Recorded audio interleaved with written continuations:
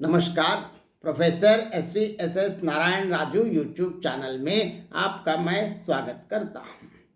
आज बिहारी सतसई से संबंधित और एक पद, एक नायक और नायिका के बीच में जो एक दूसरे के बारे में सोचकर जो जिस प्रकार अपने विचार व्यक्त करते हैं देखेंगे। वे कर ब्यौरिन वहाय ब्यौरव कौन विचार, जिन ही मुर्जियो मोहियो तिन ही सुरजे बार।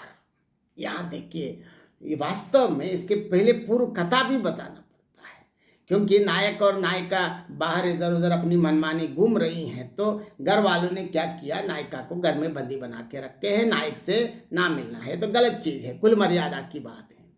तो नायक ने क्या किया, नायिका से मिलने के लिए नायन का वेश बदल कर आए। आजकल की भाषा में बोलना है तो ब्यूटिशियन बन के आए हैं लेकिन बन के आके क्या किया है, अब आ गए हैं। वो क्या कर, वे कर ब्यौरिन वह ब्यौरो कौन विचार।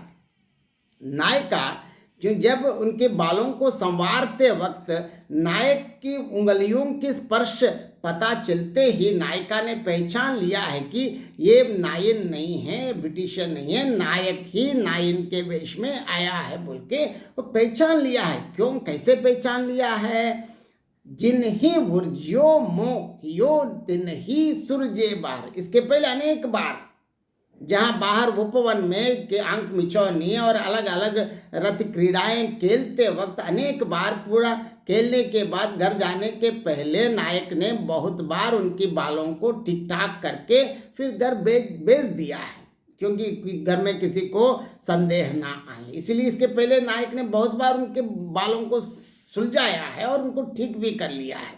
तो उस अनुभव के कारण अब क्या है, अब नायक आके इसमें बिल्कुल बाल संवार रहे हैं, लेकिन नायक क्या सोच रहे हैं कि नायिका ने मुझको पहचान नहीं लिया है। लेकिन नायिका क्या समझ रहे हैं, नायक समझते हैं कि मैंने पहचान नहीं लिया, लेकिन मैं तो पहचान लिया। और उसका आस्वादन, क्योंकि नायिका की नायक के उंगलियों के स्पर्श पाकर नायिका बहुत प्रसन्न हो रही हैं, बहुत खुशी हो रही हैं। और इसके साथ साथ देखिए, यहाँ इसमें ऐसे अलग अलग अर्धों में बताते हैं, क्योंकि वे कर ब्यौरिन वह ब्यौरो कौन विचार, जिन ही उर्जियो मोहियो तिन ही सुरजो बर। ये तो भौतिक रूप से बालों को संवारना, नायन बनना ये है। और इसके साथ साथ ये भी बताते हैं कि उनके नायक और नायिका के मतलब नायिका नायक से इतने उलझी हुई हैं, क्योंकि उससे उसके प्रति इतने आकर्षित हो गई हैं। ये कहना भी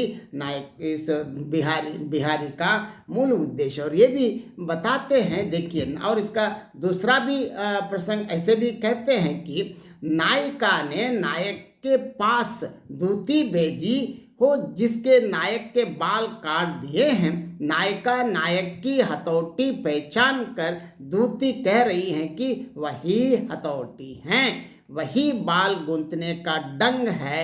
उनसे मतलब नायक ने क्या समझकर तेरे बाल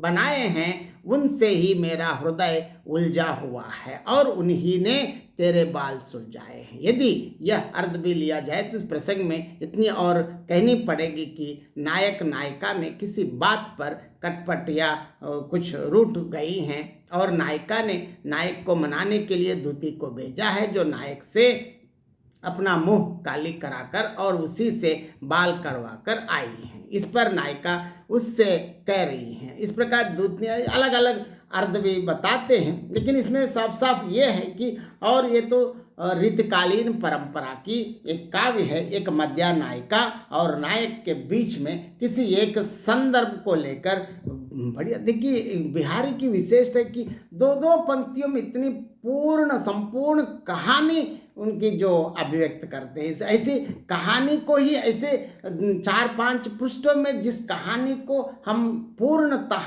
अभिव्यक्त नहीं कर पाते हैं, उस कहानी को बिहारी सिर्फ 2 पंक्तियों में इतनी बहुत मार्मिकता के साथ चित्रित किया है। यह बिल्कुल अनुपम, कहने में कोई अनुपम ही कह सकते हैं। वे कर ब्यौरिन वह ब्यौरो कौन विचार, जिन ही उर्जियो मोहियो तिन ही सुरजे बार। धन्यवाद।